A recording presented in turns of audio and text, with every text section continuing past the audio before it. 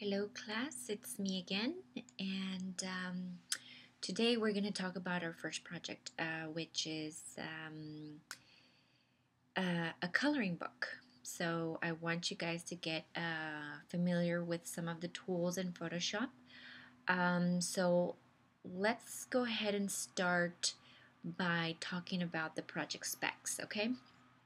I have uploaded them to the class folder for week 1, and I'll just go over it with you. Okay, so the objective is the student will scan line art from a commercial coloring book and will then use the selection and fill tools in Photoshop to add color to the image. The student will demonstrate the proper use of Photoshop's selection and fill tools. Tools to be included in lectures demonstrations include the Lasso Tool, Polygon Lasso Tool, Magnetic Lasso Tool, Rectangular Marquee, Elliptical Marquee, Paint Bucket, and Gradient. The project specifications is the height is 10 and the width is 8, but you can do vice versa as long as it's 8 by 10. The resolution is 150 dpi. DPI means dots per inch. So sometimes I think this is the hardest thing for me to teach in Photoshop is students don't really understand resolution, and they don't really get it until we start printing things out. Then you start really seeing, because it's so hard to look at something on the screen and know if it's right, because it might look good on the screen, and sometimes we're just fooled to think that what you see is what comes out when you print it, and that's not the case. So the DPI is what matters. So and it's hard to teach because we're going to be doing it online, but I want to get you guys started to know what you can and cannot do. What you don't want to do is find small images and then scale them, scale them and make them bigger, because you're losing resolution. And by resolution, I mean quality. Like if you print something out and the quality of the picture, like you start seeing a lot of the pixels, it looks like really bad quality. Nobody wants that, and there's no way to fix that. So once you lost resolution, then you pretty much the image is no longer good. There are ways to design for web, and there are ways to design for print, and we will go over all of that. As far as the dots per inch, the resolution, this is what's required for this project, because if you were to print it out, that's the way it would come out pretty decent quality. Okay, the mode is RGB. There are several modes, and some modes are for web and some are for print. And RGB is for web. And for print, it would be CMYK. The RGB, what it stands for is red, green, and blue. And CMYK, that stands for cyan, magenta, yellow, and black. Now the resolution, the DPI for web and for print is, web is standard, it's 72 DPI. The reason why you want a low resolution when you're on the web is so things won't take that long to load, because when it comes to web, you want things fast, but yet it looks pretty decent. So 72 would be the right resolution for web. Now for print, you're going to want a lot bigger number for resolution, and the standard is 300. We're saying 150 here because it's still pretty decent, but 300 is the standard. Like when you go out there and start working, like if somebody gives you images, photos, make sure and it's almost guaranteed that they have to give you something pretty high res, like 300. Okay. Okay, so if we get some images from the web, we're gonna look up some images. This is a coloring book, so we're gonna start getting familiar with Photoshop with the coloring book. Sometimes they might come in already in grayscale, so we have to convert them to RGB. So we will talk about color modes as soon as we open up the file, okay? You're going to save it as a JPEG, and oh, it's no longer Angel. You're going to upload it to D2L. Okay, I'm gonna make a Dropbox for you to drop it in there. Okay, so as far as the direction, scan one page from a black and white coloring book to line art. In this case, we're gonna look for it online. Okay, but we're gonna make sure the resolution is right. Okay. You're going to convert, if it's in grayscale mode, you're going to change it, you're going to change it to the proper image color mode, okay? We're working on RGB this time, so we will choose the mode as RGB. We are going to use the lasso, polygon lasso, magnetic lasso, rectangular, elliptical, marquees, to define areas of color. We're going to go over some of those, and we might touch base on some of them, but we're going to make what we're going to do work, okay? Use the paint bucket and the brush tool to add color. Keep the original black outlines. Yes. Okay, so I'm going to grade you based on technique, attention to detail, concept creativity, contrast of outlines, and participation timeliness. Well, in this case, the participation is upload your assignment on time, and that will be next Tuesday when this is due. It really should not take that long, so Tuesday is actually plenty of time, okay? All right, so let's go. I did a search on Google for coloring book. Sometimes you have to be very careful what you search and things that come up. So I make sure I look and that it's decent. Okay, I don't want anything graphic. By the way, okay, so I'm giving you freedom to choose whatever it is that you want, but in good taste. So I don't want anything that is inappropriate, anything that's gory in any of your projects. I don't want to see violence, and I don't want to see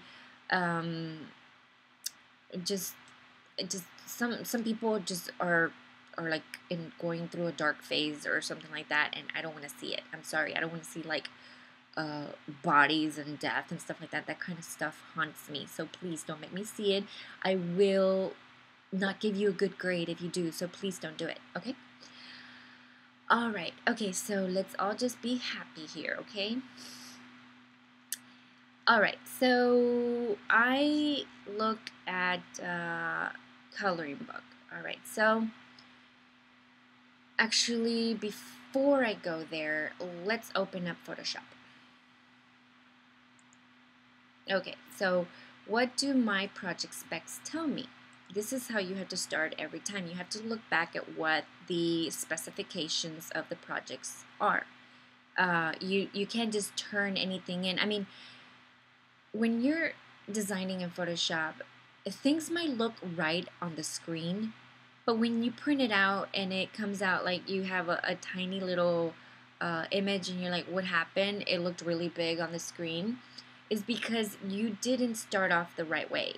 Like, you might think that you just get any picture in Photoshop, you start painting it, you start working on it, and when you're ready to print it out, it's the wrong size. So we're going to start from the beginning. We're going to create our file from scratch.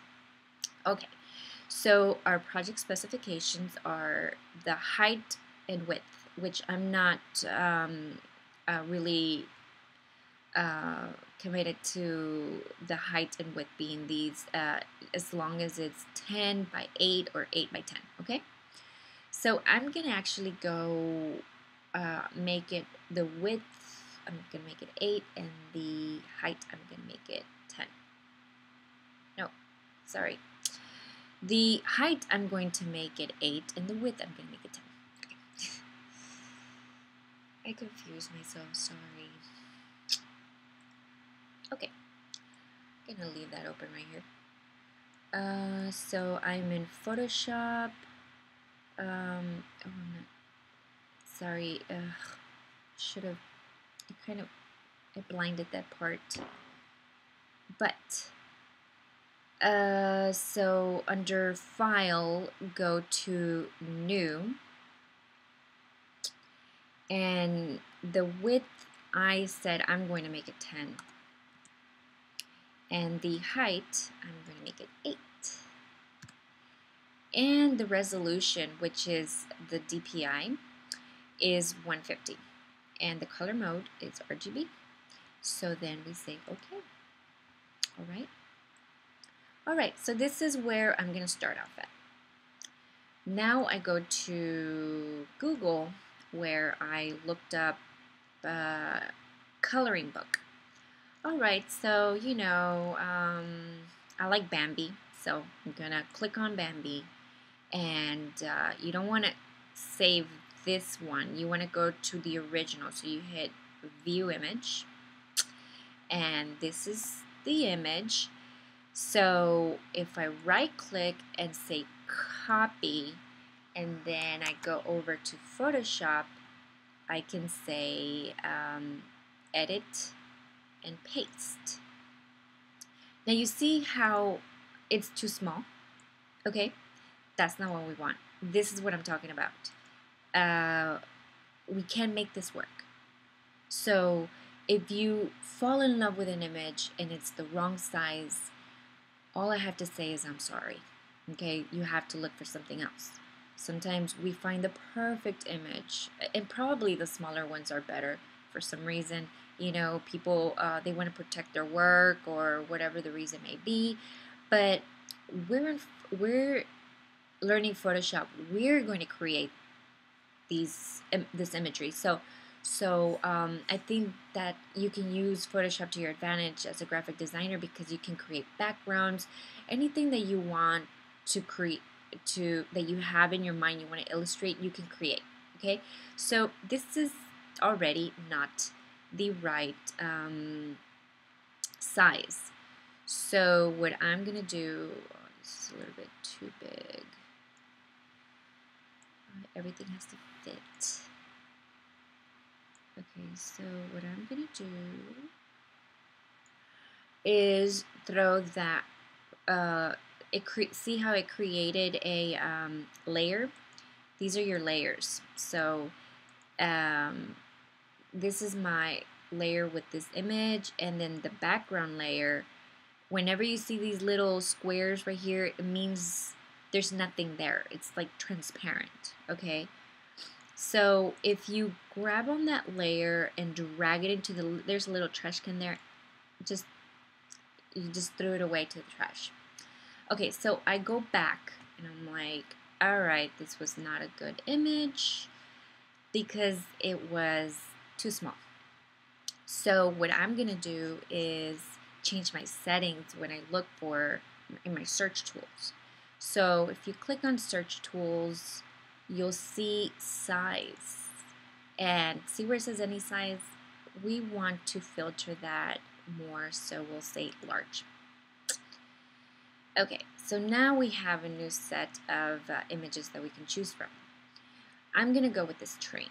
So I'm gonna click here, and I don't want to save this one. I want to go to the original, so I say View Image, and see how it has a little magnifying glass. If I click on that, see how big that is? Okay, so I will click and say right click and say copy. Now go to Photoshop and say edit and paste.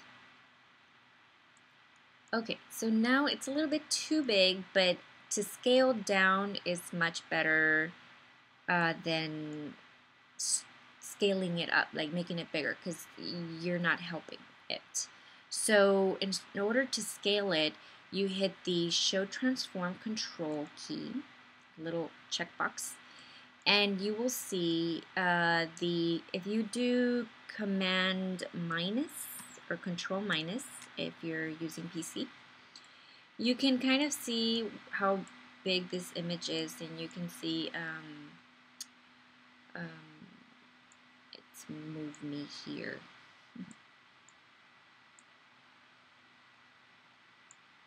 Alright. See, we need these things here too. Okay.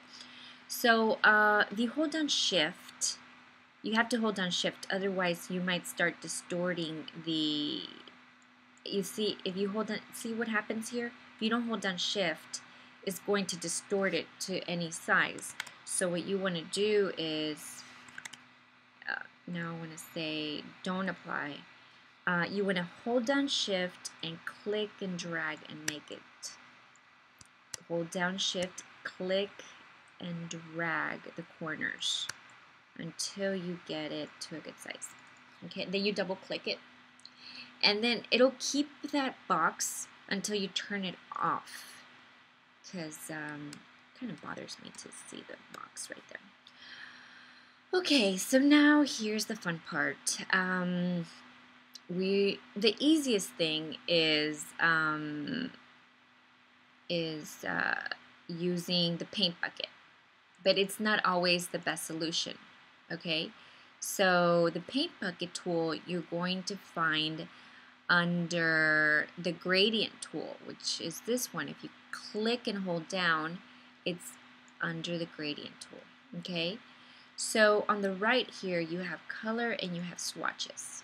Okay, so the easiest thing is to start using the paint bucket tool. So I'm just going to start, you know, coloring. Isn't that fun? Well, just click on certain parts, and let's say other parts are, you know, darker here. Okay, now you might say, all right, well, I just wanted this drawing. Okay, you have to use the right image too, because if I purposely chose this one, because you see how the paint bucket tool, the way it works is going to color a shape, not what you want it to do. Okay, so see how there's a little opening here? It's gonna spill over in there. So if I click here, it grabbed everything that was enclosed. Okay, so in order to fix that, I would have to get the paintbrush, and I believe it's black. So you know, I'll close it up. Well, okay, so let's talk about the paintbrush. The paintbrush, you have, when you click on certain tools, this what would you call it? Your selections, your options up here changes according to what tool you're in. Okay, so if I'm in the rectangular marquee tool, all my selections up here change, and so when I'm in the paintbrush, it changes according to that. So right now it's telling me it's on a 13-point brush, and it's a little feathered. Okay, so I don't want it feathered, so it's saying the hardness is 0, and I want a hard brush, so I will change it all the way to the other side. And when I come here, I notice if I make a mistake, you can do Command Z or Control Z. That will undo what you just did. And a shortcut, when you're on the brush, you can use the brackets to make them small or big. You guys know what the brackets look like? Alright, if you don't, I'll type it out. You guys should know what brackets look like. But some people, they're like, dash, hyphen, bracket. I know, it can get confusing. Okay, so bracket is this one. No, not that one. That one. Those are brackets. Those on your key, on your yes, you type it. Okay, so while I'm in my you have to make sure if you create layers. Excuse me.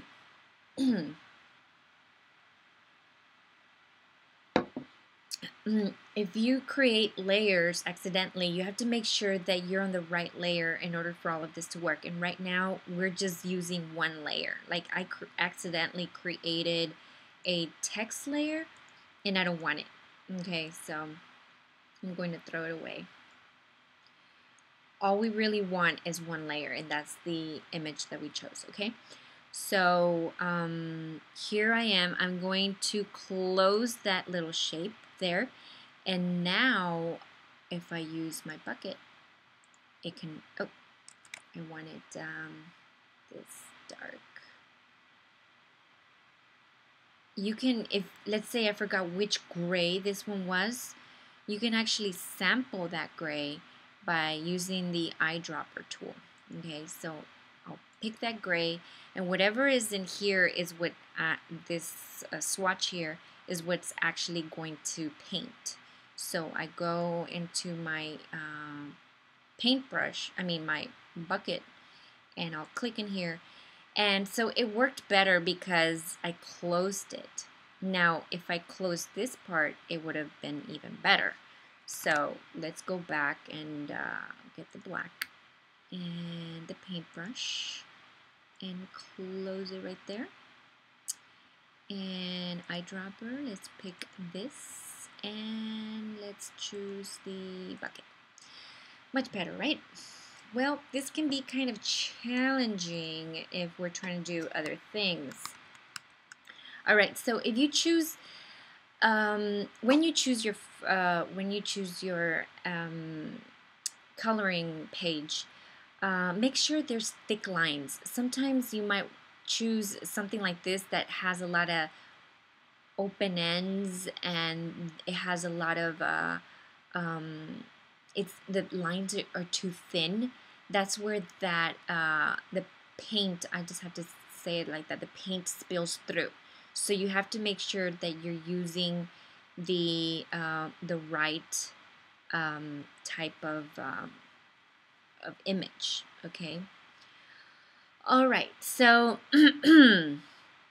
let's say here, for instance, this one, of course, is not going to work because it has a lot of little open ends. So if I click on that, though, it just spilled right out and it just went everywhere. Okay. So one thing that we can use is this Lasso Tool. Okay. So the Lasso Tool, it will allow you to freehand. Oops. See, if you're not good with the mouse or whatever, okay, you freehand, you can choose what you want to paint. So so now it doesn't matter if it's open or not, it's gonna choose what's inside. Okay, now that's not what I want. I personally, just because I move a lot, you saw what happened. If you click and hold down, you get the polygon lasso, which this one's a little bit like if you just click and click, click, click, click. You have to be very patient. One thing that you're going to learn with Photoshop is patience. Yes. Oh my God, I had some students last semester. Let's just say their patience got better. It's hard, I know, especially when you're learning. And this one is going to be one of the easy ones. There's going to be times where your patience is really going to be tested. Okay, so in order for this to work, you have to close the shape. So if you get to the point where you began, like, excuse me,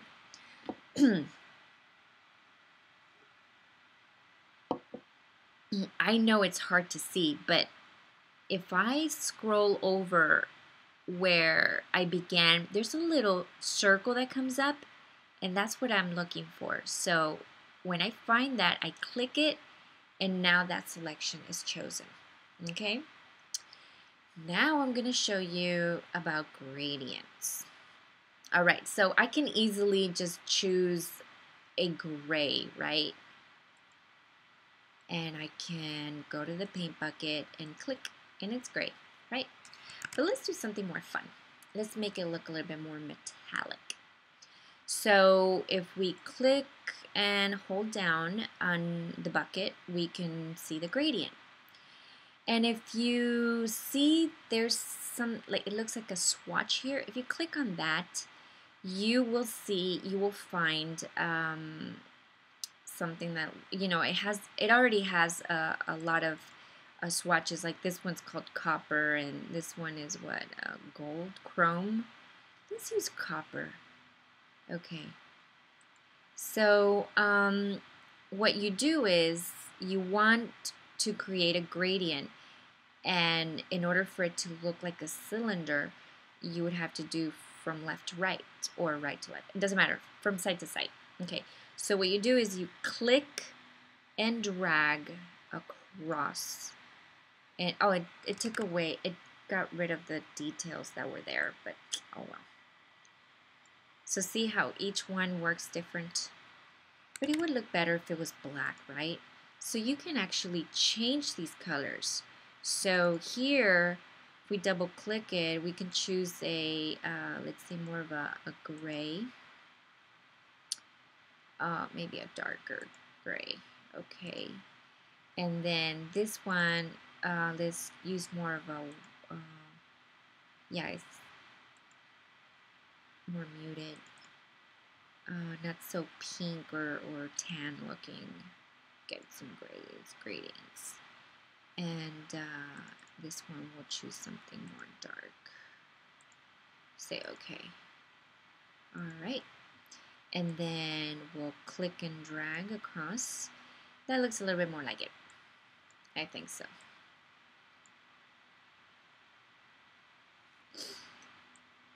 Alright.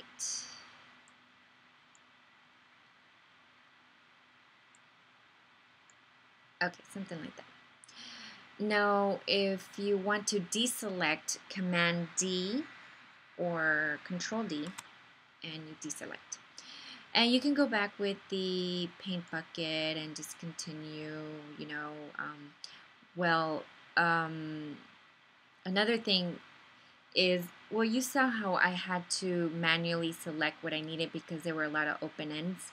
You can actually make a selection by one click, but it has to be a clean selection. Don't think that this is always going to work. Like my students just want to do this all the time, but it's not always going to work. So I taught you how you can select it by using the polygon lasso, but it's because it was a hard selection, So there is this selection. It's a, where is it? Okay, it's under where it says quick selection tool. It's the magic wand tool, and literally it's like magic. So if you click in this, and I'm choosing this one because it's closed. You see how all the shape is just very, direct. Click in here, right? All right. So then I'd like to use another gradient. And this time I'll use the copper one. And there we go. Control D or Command D. And so we're getting somewhere here.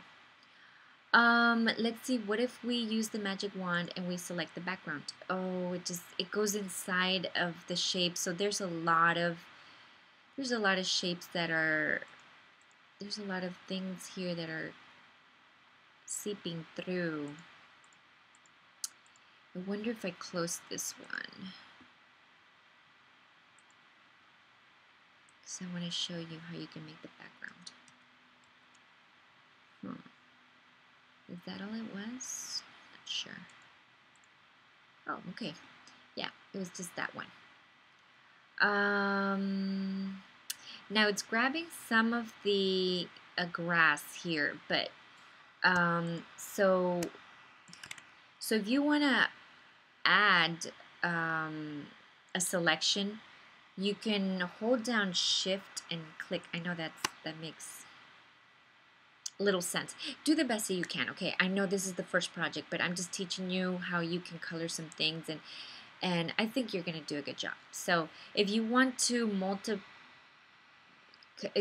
like select things, multiple things at the same time, you can do Shift and click with the magic wand. And if you want to unselect, for instance, I'm going to use the Lasso Tool. You can hit Option, and around where I don't want, like this grass, I don't want this area, okay? And all I want was the sky. So I'm going to use the gradient and something that looks similar to a sky. Let's say this one. All right, and so we just go all the way across. I hope this is making sense to you guys. But really, all you really need to do is find the right image and use the paint bucket. And, you know, but I showed you a couple things that you can do. Like, you literally can just do this, you know, and, you know, I just went a little bit ahead in case some of you were already, you know, Photoshop is the first thing everybody learns because it's just fun. So I'm just showing you that what you can do. So if you want to use the paint bucket, if you want to use the magic wand and the gradient, that's all up to you, up to whatever it is that you're comfortable with, okay? So I'm not going to say anything, all right? It's just have fun with it, okay? So I hope that helps, and if you have any questions, let me know. Okay, also the way you want to save this is File, Save for Web. Then you want to say JPEG and save it to your files and then upload it to D2L. Okay, this concludes this project and good luck. And if you have any questions, do not hesitate to either call me or send me a message. All right, take care, and I'll see you next time. All right, okay, bye.